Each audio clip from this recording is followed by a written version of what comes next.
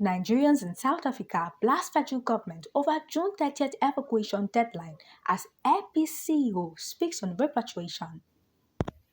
Nigeria's ongoing evacuation of its citizens from South Africa has faced fresh setbacks, with stranded Nigerians staging protests outside the Nigerian High Commission in Pretoria over delays in returning home. Protesters were captured expressing anger and frustration, with many calling on the federal government to speed up the evacuation process.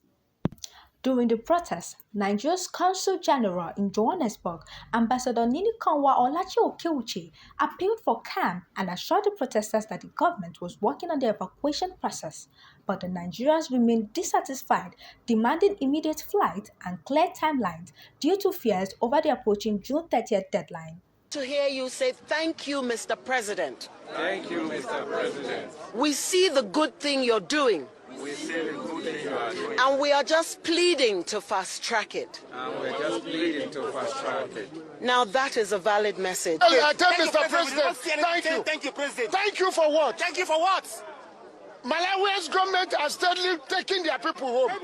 Zimbabweans are steadily taking their people home.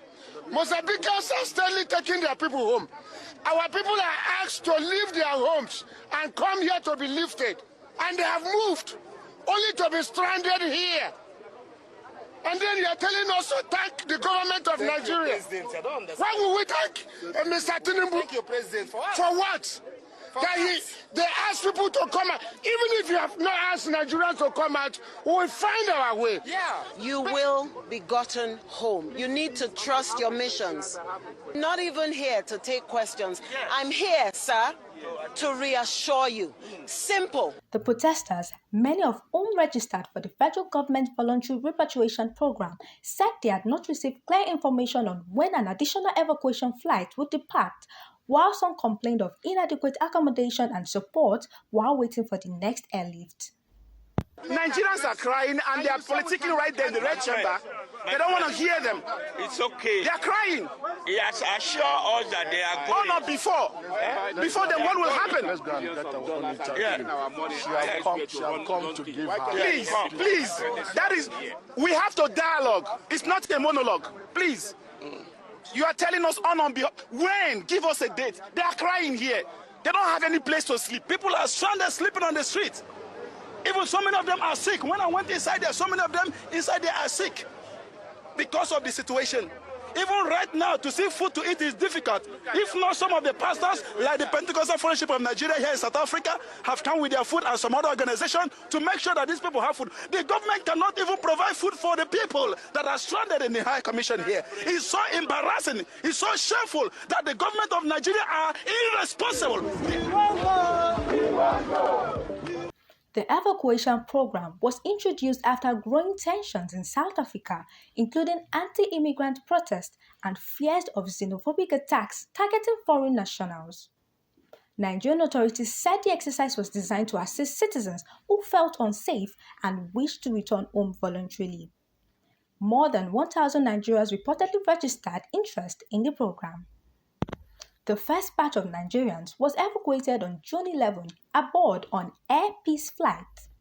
Reports put the number of returnees at about 258 to 262 passengers, marking the beginning of the repatriation process. However, the second evacuation flight, which was expected to depart on June 15, was postponed, leaving many registered returnees stranded and increasing criticism over the handling of the process. According to the chairman and chief executive officer of Airpeace, Alemu Yema, said the federal government funding did not fully cover the cost of operation, explaining that Airpeace had subsidized the June 11 evacuation flight to ensure Nigerians could return home safely. The cost of aviation fuel has quadrupled.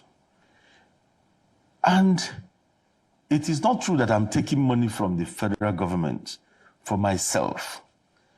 What the federal government paid was not up to the costs of that operations. I subsidized it. So it's not as if it was totally, fully funded, like I'm seeing in the papers. That is not the cost. I subsidized it. Airpeace subsidized it. The protests came days after the Minister of Foreign Affairs, Ambassador Bianca Odumego Ojukwu, assured Nigerians in South Africa that the federal government would not abandon anyone willing to return home. She gave the assurance on June 18 as concerns grew over the June 30th deadline issued by anti-immigrant groups demanding that undocumented foreigners leave South Africa. As the deadline draws closer, concerns remain among Nigerians in South Africa over whether the remaining evacuees will be transported on time. The government says coordination is ongoing while affected citizens continue to demand faster action and clearer communication on the next evacuation flight. The government says coordination is ongoing while affected citizens continue to demand faster action and clearer communication on the next evacuation flight. Olushola Yanolua, Rulus World Television News.